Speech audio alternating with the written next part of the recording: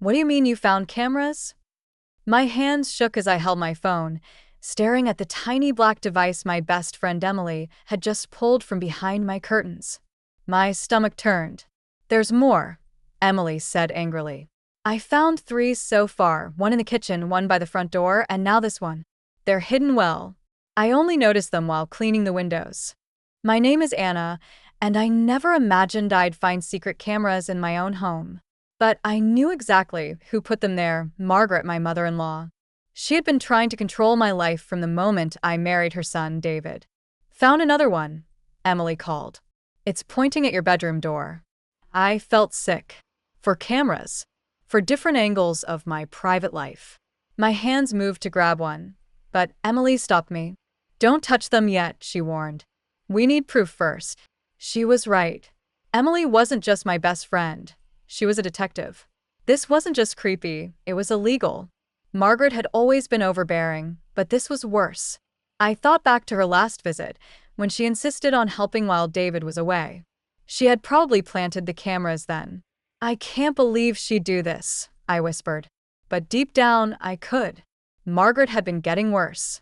She would show up uninvited, criticize my housekeeping, and spread lies about me to David and his family.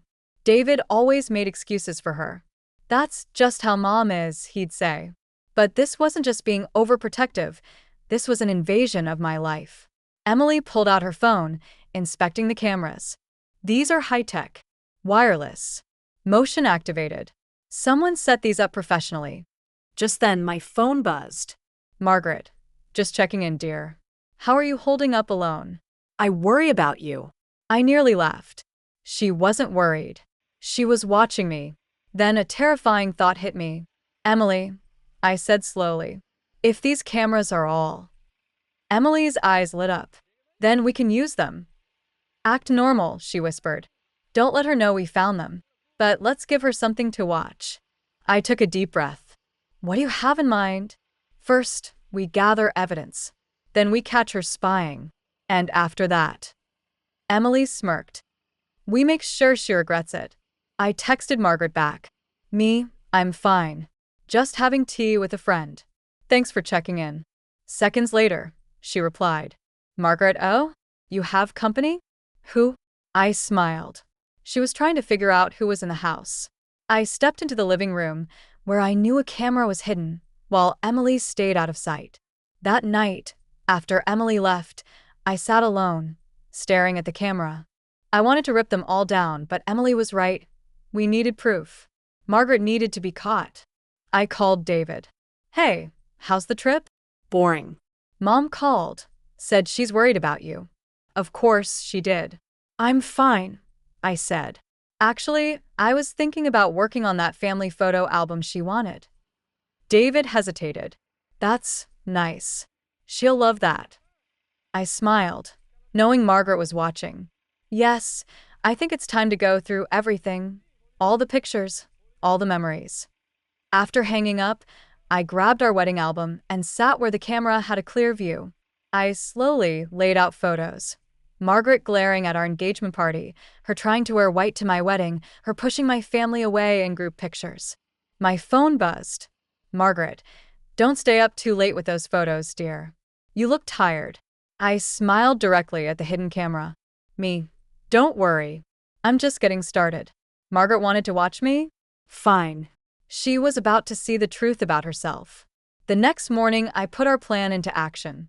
Emily had set up a system to track when the cameras were being accessed. Now I could see exactly when Margaret was watching. And she was watching a lot. As I made breakfast, I made sure to stand in view of the kitchen camera. I called my sister, speaking loud enough for the microphone to catch every word.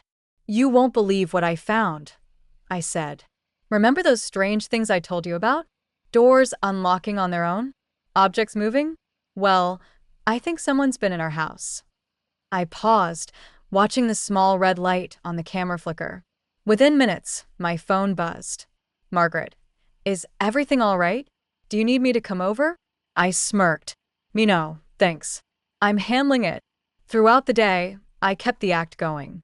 I made loud phone calls about home security systems.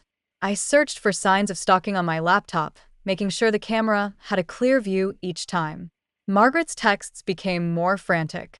At noon, Emily arrived in her police uniform. This wasn't part of the original plan, but it was perfect. We sat in the kitchen, right in front of the camera. "So, you think someone has been watching you?" Emily asked, taking out a notepad. "Yes," I said. "Strange things have been happening for months. At first, I thought I was imagining it, but now." I listed everything Margaret had done: the surprise visits, the rumors, and now the hidden cameras. Emily nodded, keeping her tone serious. "These are serious crimes: breaking and entering, stalking, invasion of privacy. We'll need to investigate." My phone buzzed again. Margaret was calling. This time, I ignored it. "The thing is," I continued, staring at the camera, "I think I know exactly who it is." The camera light flickered. She was watching. After Emily left, I walked through the house, pretending to search for more cameras. My phone rang nonstop. Margaret. Then David. I finally answered. "Anna, Mom's freaking out," David said. "She says you're accusing her of something." "Did she tell you she's been in our house?" I asked. "Or how she always seems to know exactly what we're doing?" Silence. Then, "What are you saying?" "I'm saying," I said, looking into the camera, "that maybe your mother's concern isn't as innocent as you think." An hour later, Margaret's car screeched into the driveway. She stormed in, using her own key. "What do you think you're doing?" she snapped.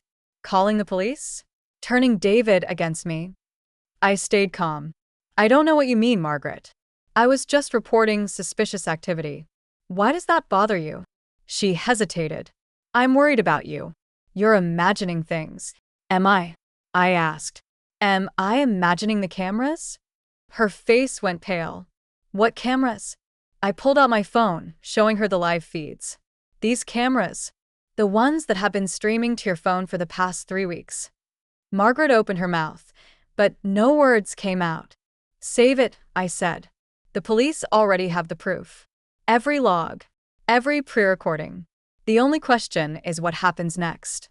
She sank onto the couch, her hands shaking. "I was just trying to protect him," she whispered. "No," I said firmly. "This stops now. Either you tell David everything, or I will." Right on cue, we heard David's car pull in. Margaret's face crumbled as she realized it was over. David looked between us, confusion etched on his face. "What's going on?" "Mom, why are you crying?" Before Margaret could spin another lie, I held up my phone, showing him the live camera feeds. "Your mother installed hidden cameras throughout her house," I said quietly. "She's been watching us for weeks." The silence that followed was deafening. David stared at the screen, his expression shifting from confusion to disbelief to horror. "Mom," his voice cracked. "Tell me this isn't true." Margaret started sobbing, but these weren't her usual manipulative tears. "I was trying to protect you. She's not who you think she is." "No," David said, his voice hardening. "She's exactly who I think she is. You're the one who's not who I thought." He turned to me. "How long have you known?" "Emily found them yesterday," I replied. "We documented everything. When they were installed, every time they were accessed, every recording made." David walked to the nearest camera, reaching up to take it down. His hands were shaking. "Where else?" I pointed out each location, watching as he methodically removed them. Margaret remained on the couch, her protests growing weaker with each camera discovered. "Keys," David said suddenly, turning to his mother. "Give me your house keys. Now." "David, please," Margaret pleaded. "I did this for you." "No," he cut her off. "You did this for yourself.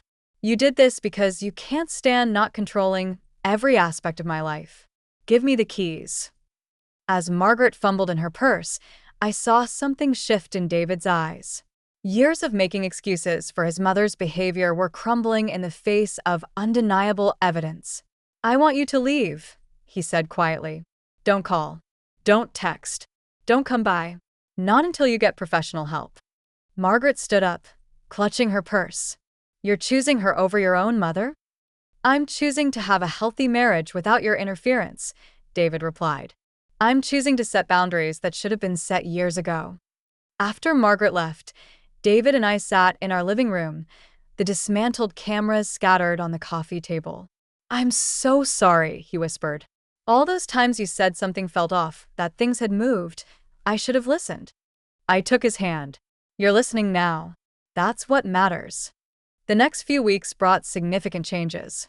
David started therapy to work through his complicated relationship with his mother.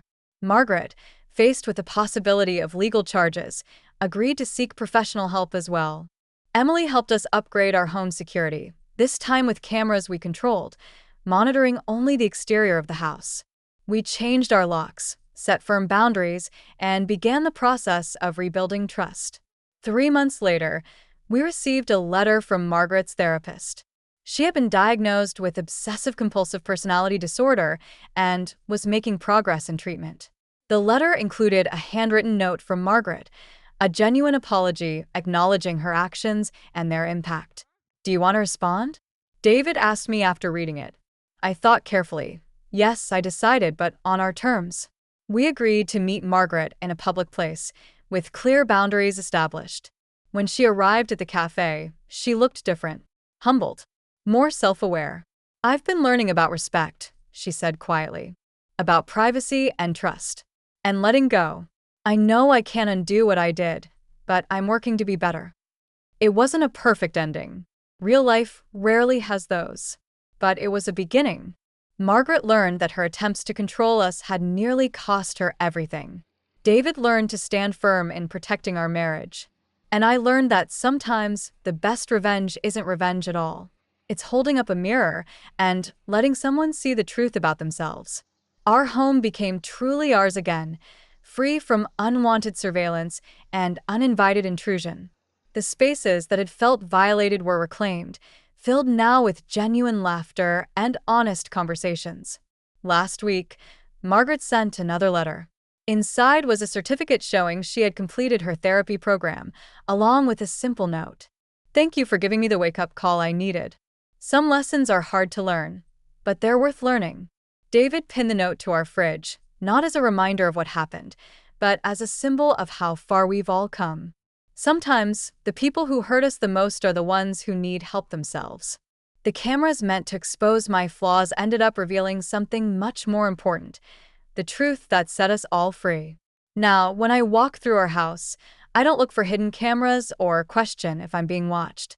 Instead, I see a home that's stronger for having weathered the storm, a marriage that stood firm in the face of interference, and a family that's learning, slowly but surely, what real love and trust look like.